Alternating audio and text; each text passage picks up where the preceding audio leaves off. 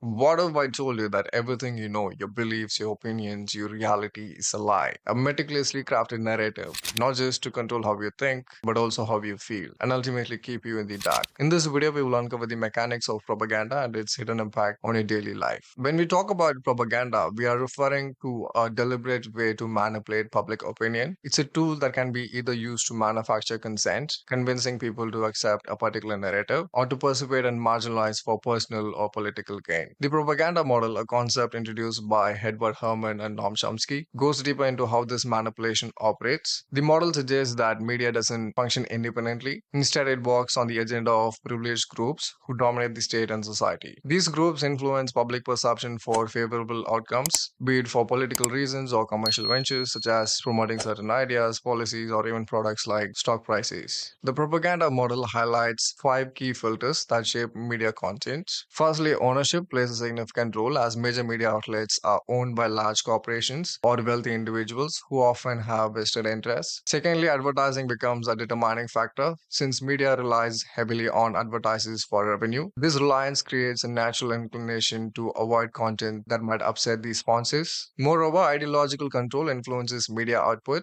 Dominant ideologies shape what is deemed acceptable or unacceptable to publish. In addition, sourcing affects the independence of media. Media often depends on official sources like governments or corporations, creating a symbiotic relationship where there is reluctant to challenge these sources. Lastly, flack acts as a powerful deterrent. Organized criticism or backlash against media outlets discourages them from deviating from established narratives. These filters inherently create biases in the media. Sometimes this bias is deliberate and effort to promote certain interests, and other times it's systemic, arising from economic, institutional, or moral pressures. Over time, these dynamics encourage self censorship within media organizations, further aligning them with powerful sources. Consider the ownership of major media outlets and even social media platforms today. These entities wield immense power to shape public perception through their control over ownership, advertising, ideological messaging, sourcing, and flag. They influence mass media content and by extension the perspectives of the general public. When we look at the functional aspects of propaganda, we can categorize it into three main types. Manufacturing consent. This includes building supports for wars, interventions, policies, or corporate interests. Shaping public perception. Creating narratives of good versus evil, good guys versus bad guys, to frame certain groups, policies, or actions favorably. Then there is systemic propaganda. Examples include entertainment oriented programming that distracts and pushes consumerism, often subtly reinforcing cultural norms and ideologies. Thus, it is essential to examine the various types of propaganda as they serve distinct purposes and functions in influencing society. White propaganda, this is openly acknowledged and truthful propaganda, where the source is clearly identified and the information is accurate but selectively presented to influence the audience. For example, government sponsored campaigns promoting public health.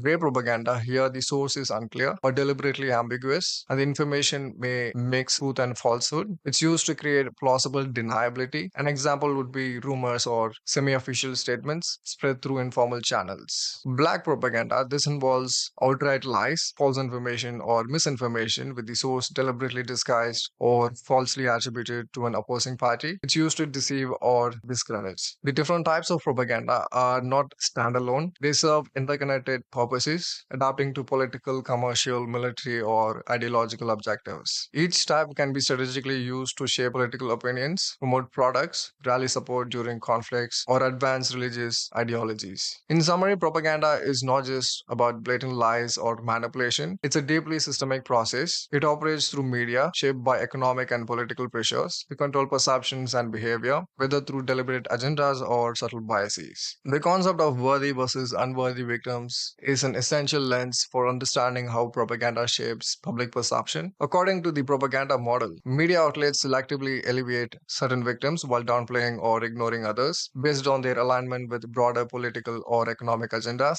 This process isn't just about the victims themselves, but extends to heroes and villains as well, creating a complete narrative that serves the interests of powerful groups. Worthy victims receive extensive empathetic media coverage, portrayed as innocent and deserving, often aligning with media or government agendas. These stories are emotional and relatable. In contrast, unworthy victims face minimized or dismissive coverage, framed as less sympathetic. Media engagement with their plight is often superficial, reflecting double standards and inconsistent morality. Selective outrage is prevalent, with media extending extensively covering certain tragedies while ignoring or justifying others that don't align with their agenda. Heroes in political context often align with media or powerful interest, while villains are those who challenge them irrespective of context or intents. Through this selective process, the media shapes perceptions of empathy, heroism, and villainy, influencing public opinion and political actions based on biased representations. As humans, we process and disseminate information in a variety of ways, and each medium carries its own biases and metaphors. For example, oral cultures emphasize memory, whereas written cultures prioritize critical reading. Of course, both cultures, oral and written, exist together in today's world, but each one highlights different traits. When we bring this concept into the age of mass media and social media, we see that the medium is the message. The way information is delivered becomes just as important as the information itself. With mass media and social media, the message is often simplified and distorted. The truth becomes secondary or tertiary, and the emphasis shifts from depth to simplicity. The rise of memes is a prime example of how content is reduced to its archaic form, with complex ideas being condensed into brief, easily digestible units. In these environments, the very structure of the medium itself plays a significant role in shaping how truth is perceived and conveyed. The metaphors used within these media shape our understanding of reality, often focusing on instant gratification and reactionary responses over long-form critical thought. The rise of internet big data allows us to create hyper-personalized profiles of users. Every platform you interact with, from social media to streaming services, wants to capture your attention and keep you engaged for as long as possible. Why? Because the longer they keep you hooked, the more ads they can sell, which ultimately drives their profits. This creates a system where algorithms feed you content based on your preferences and past interactions, reinforcing your existing beliefs and creating what's known as a filter bubble. Within this bubble, you're less likely to encounter ideas or perspectives that challenge your worldview. Over time, this fuels echo chambers where you only hear voices that reinforce your own opinions. This process contributes to the mean world syndrome and fair world syndrome. With constant exposure to negative or sensationalized content, many begin to perceive the world as more dangerous or unfair than it actually is. This shift in perception impacts how we see reality, adjust our expectations, and respond to others. Meanwhile, the fair world syndrome makes us feel like everyone gets what they deserve based on limited and skewed information. The system reinforces cycles that keep us engaged with sensationalized or shallow content, catering to our psychological preferences. This feeds the hive mind, subtly shaped by algorithmic suggestions and content moderation to amplify engagement metrics. Simultaneously, the illusion of choice misleads us into thinking we control our content, while algorithms shape our experiences to serve political, economic, and corporate interests. This creates a Hunger Game like society where elites control information and wealth,